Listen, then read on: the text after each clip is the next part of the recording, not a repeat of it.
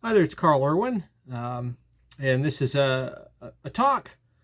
This is just a talk, no magic tonight, no tricks, no tutorials, nothing like that. I just wanted to talk about a recent trip I took with my family a couple of weeks ago. We all got COVID all together while we were on vacation, and we ended up cutting that vacation short and came home because we were all sick, and we got over that fairly painlessly, but we got over that, and we decided, well, let's go do something anyway. We'll kind of do an alternative sort of vacation thing. So, in spite of the fact that I live within 2 hours of Niagara Falls, New York, I live in Western New York. I've never been to the American side of Niagara Falls. When I was in college, which is 20 years ago. More than that, I would go with friends to the Canadian side because we knew at that time that that's the place to go. You go to the Canadian side, go across the border to, to another country to go look at the falls. That was the better side. They had all the fun stuff to do. They had the nice place to walk around. They had the I didn't go in there, but the casino was over there, big one, and there a lot of hotels. Didn't really stay overnight or anything, but they had the restaurants, and they had the fun houses and all that kind of stuff.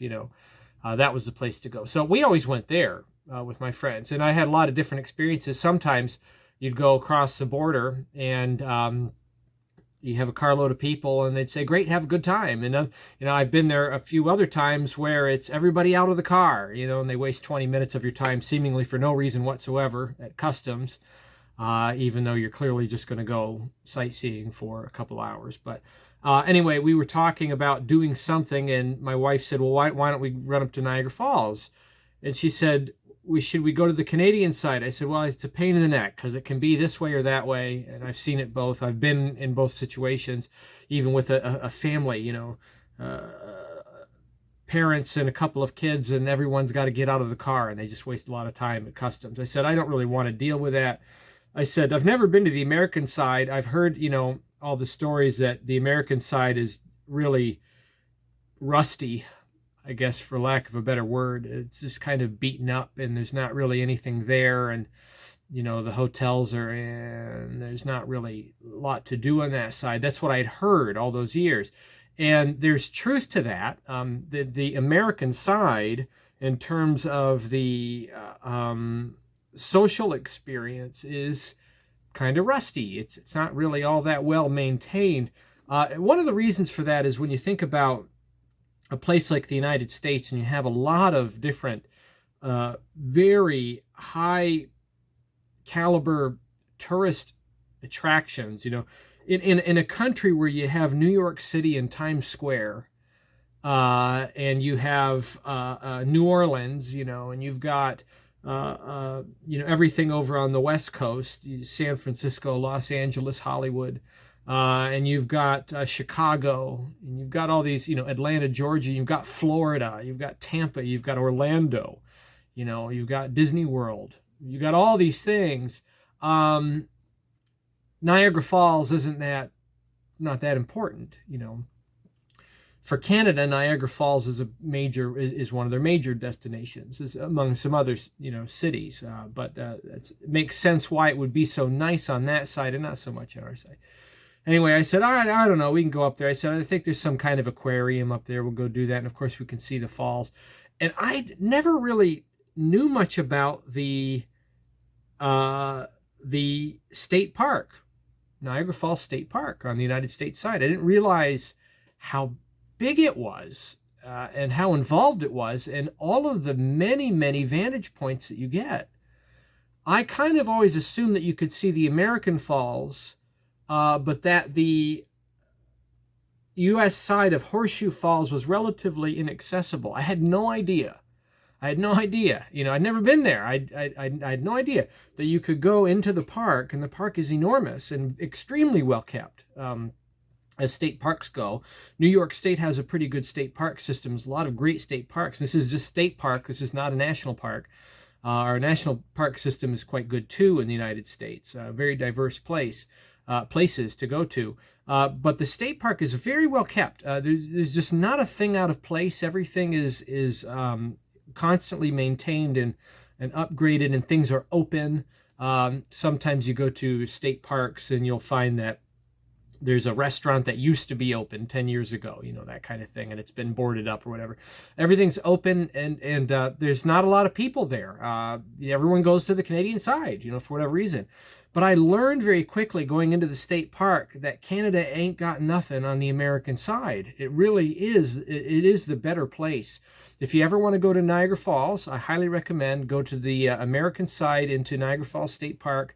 The vantage points that you get, the many places where you get to see many different types of falls, the activities that you can do inside of the state park, that whole experience, and so much you can do for free. It was really an eye-opener. I had no idea. I probably will never go to the Canadian side again now that I've been there. But anyway, so yay America. But anyway,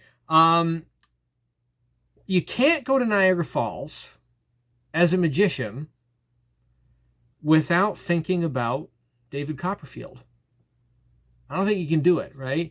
David Copperfield was in 1990, I think it was. He did the Niagara Falls illusion. And this was where Copperfield was coming off of some really, really campy kind of, illusions. So when I think of Copperfield's major illusions, I think of the jet disappearance. I think of the Statue of Liberty is way up there. There's probably the top one, right? And that was pretty hokey, that presentation. But as an illusion and as a symbol, it was a pretty notable, and it's good visual too, right? I think about the Great Wall of China, and that's pretty much it in terms of the 80s. Those three. There are other things that he did were, you have that, what was what was it, the Bermuda Triangle, and the Alcatraz escape. Some of these other things he did were really goofy. But I think it was 89 he did the imploding building. And things picked up again. It was a very good presentation, kind of an escapology sort of thing. And he did that again with Niagara Falls, where he was escaping something that was real, not some phantasmic, goofy sort of presentation like the Bermuda Triangle, and not a cinematically played out kind of escape like what he did with the Alcatraz thing. None of that goofy stuff, but just very simple, in a safe, cameras on it, everybody runs out of the building, cameras on, building explodes, and he magically appears outside, right? He essentially repeats the same illusion with Niagara Falls. It's pretty much the same trick. Really, in terms of method and everything, it's the same trick. It's just the same kind of thing, presentationally, method-wise, whatever. And I'm certainly not going to talk about method. We all really understand how these kinds of tricks work.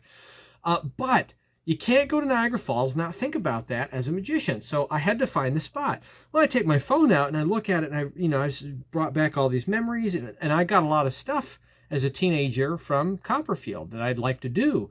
Crazy Man's Handcuffs, it certainly pre-existed him, but that's where I first saw it. I saw him do that on one of these specials, and I had to learn it, and that's actually how I learned it. I learned it from watching him in replay in slow motion and just discovering the moves and understanding the mechanics of it, and then I practiced that over time. And of course, years later, I would get that confirmed with instruction from other people. But, that was one. Another one I got from his $100 bill change. I did that a lot as a teenager because I saw Copperfield do that on television. And Misled.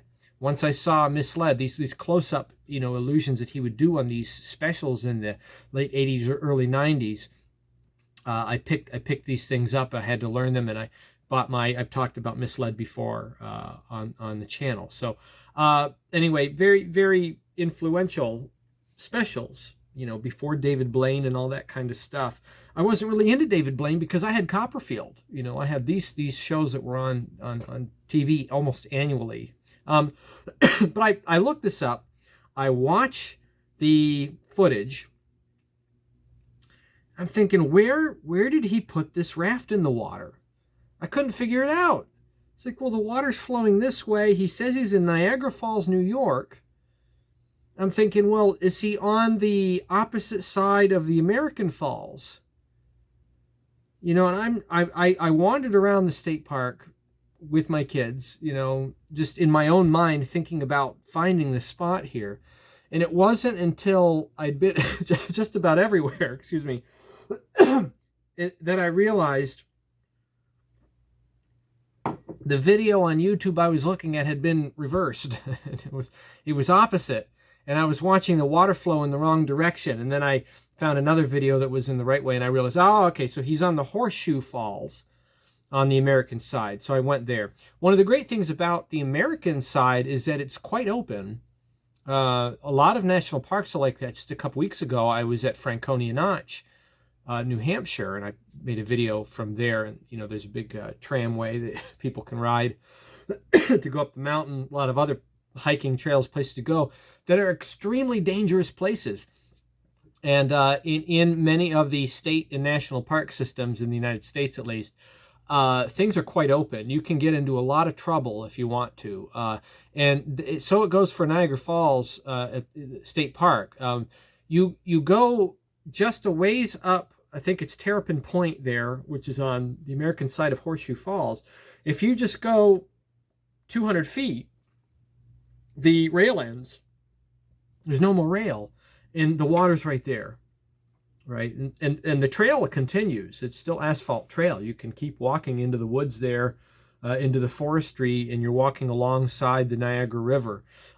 Exactly, 500 feet from the brink, which is where he put in. So I found the spot, right? I go up and I can see it, and I can look at the video and I can see where I'm at, and this is where it's at. And then I got to thinking, well, why this spot? What is it about? If I had to put this illusion together, why would I do it? So I looked around, and by the way, I've seen a lot of things. I've been over to Europe and seen a few things over there, particularly in Italy, Germany, Switzerland, and Italy. Back in the 90s, I went with school and got to see a number of things. So I've seen Venice, Italy, and Rome, right? Been to the Colosseum, saw Pisa, in the tower. Been up into the Swiss Alps, did the train ride up there, and seen a number of different things. There are very few real life locations, vistas, places that you can see that live up to the pictures. That's what I found, right? I've been into the Vatican and looked at the Sistine Chapel and everything, and it all looks, it's amazing to be there, but it's like, it's not like the picture. It's smaller, tighter, more cramped, than what I imagined. People say this a lot about meeting movie stars. You meet a movie star, you get that starstruck kind of thing, but then you look at them, you realize, well, you're kind of short. You're shorter than I thought you would be, or you're not the way I imagined. Your expectations are higher than where they come out. There are a few places that you can go where expectations are absolutely met or exceeded.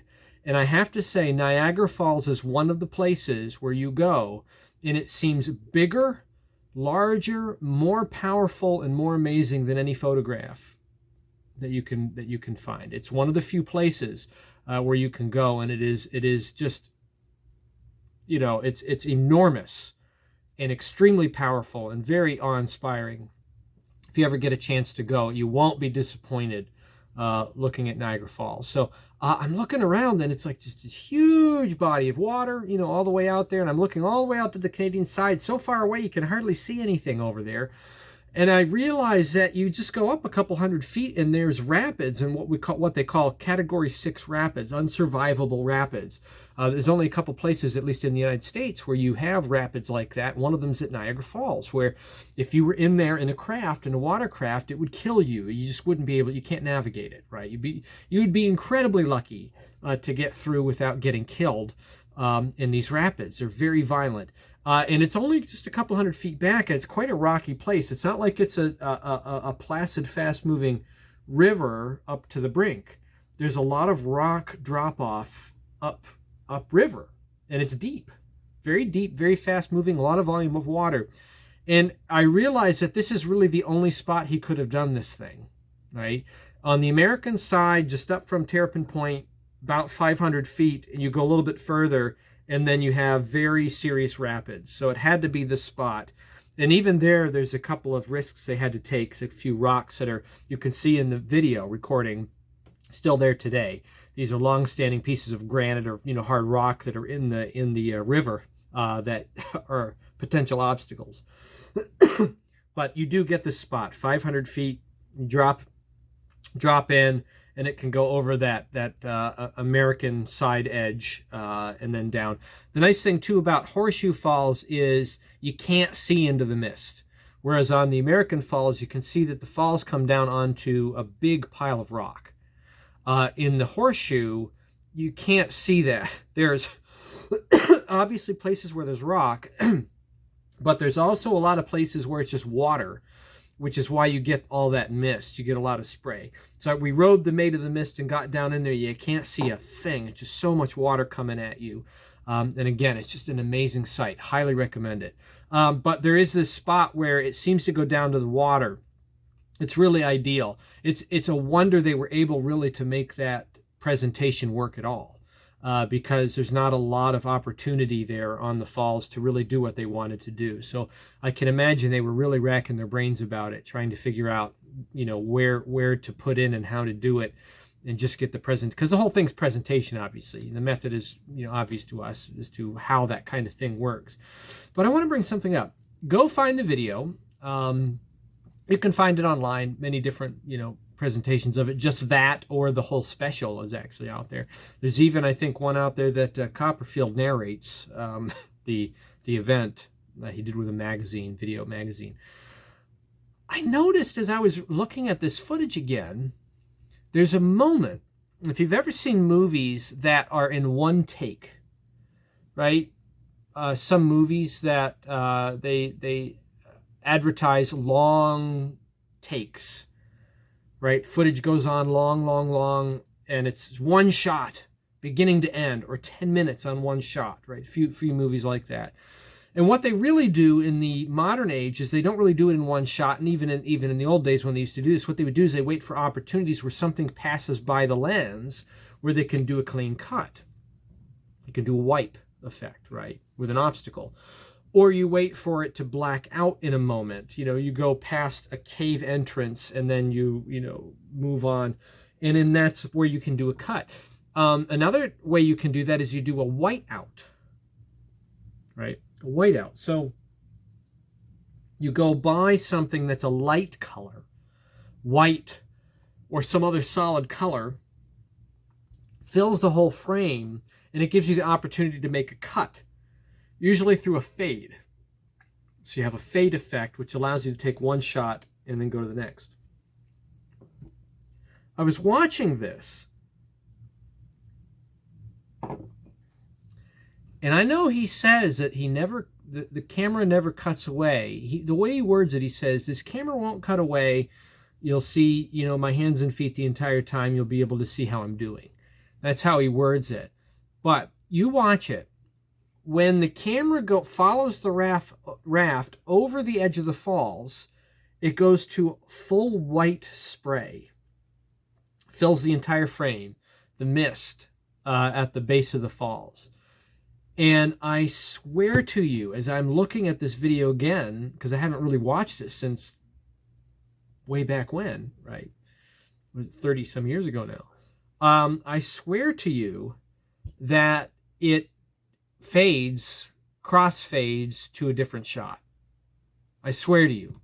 Take a look at it and see. It goes over, you see the mist, and then it's a completely different tone of white in a matter of a few frames. And then the camera ascends back out, and that's where you see the helicopter go up. Now, obviously, that would not be essential to the method, but it may be extremely helpful to the presentation. Just a thought. take a look at it, see what you think, put the comments below. There's a chance that there might be somebody out there watching this channel that knows something about this. Maybe you were there, or you know people that worked on it, or you worked on it. And maybe you have some freedom to comment about this, or if you know that this has been discussed elsewhere. I've never heard it discussed.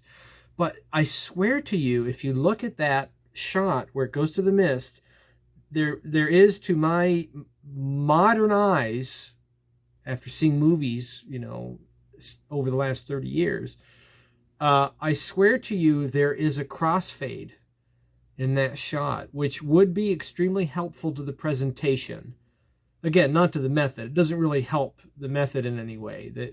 The camera shot from beginning to end where the raft goes over the falls is really all he needs, to be honest. But it seems like there's a transition in that. Either it as if it held on the same shot, and then it was a chunk of time was spliced out and crossfaded, or it was a completely different take. I can't quite tell what they were up to there. I believe it was a helicopter shot, because they didn't have drones back then, obviously. That technology didn't exist. Today you would do it with a drone. But there is a 360 turnaround on the raft, which gives you a great sense of velocity in the presentation. Really, the raft is only moving from here down the street. I mean, it's just a very short distance, 500, 300 feet, that you really get to see the raft in the water. So in order to create velocity, they have the helicopter going around at 360, and you can see water going by and get parallax motion until it goes over the edge, and that helps a lot with the presentation.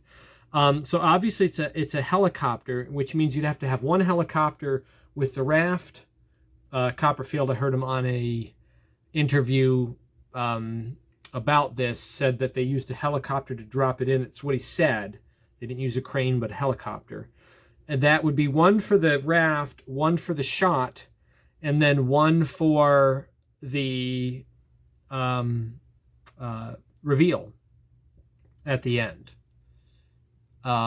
Unless there was only two helicopters and you had this amount of time that can be accounted for, potentially with a fade. I don't know. You look at it. Check it out. It looks interesting. Looks unusual. So anyway, that's my impromptu vacation to Niagara Falls. Never been to the American state park side. Highly recommend it. It's one of the... I've been to a lot of state and national parks in this country, and that I was very impressed. Very, very well kept. Location, lots to do. The views are amazing. There's a lot of hidden secrets, places that you can walk around that are off the beaten path. You can get down close and see things that you didn't realize you could see. So highly recommend it. Anyway, check out the Copperfield Niagara Falls Challenge video. Go ahead and check it out online. See if you can find it. Comment below what you think about this theory about that shot there. Crossfade whiteout. I don't know. Do you see it? Or am I crazy? Well, good luck with that. Happy magicking.